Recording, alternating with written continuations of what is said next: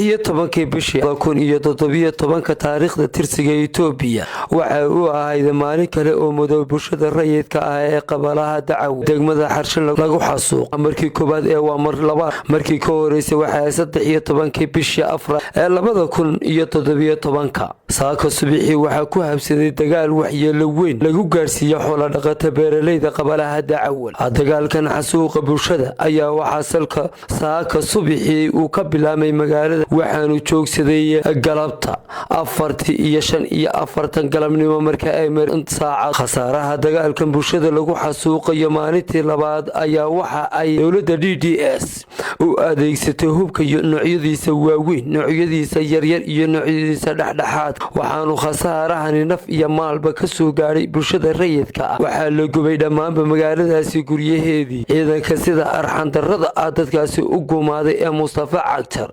waxay aftuuqaashii salaadiintii nabadeynta halkaasi ka waday iyo haweenkii magaaladaasi qayb ka mid ah waxa ay laayeen kumanaan ka mid ah bulshada rayidka ah waxa ay qaarkood ka gubeen guryahoodii waxa aan goobjoog ka ahaa kilo adeegsada iyo gubashada guryahooda bulshadaasi xubno ka mid ah oo goobtaasi aan ku wareysano waxa ay sheegay waxa nugu sameeyay afartii markay tahay ee la eelaamayo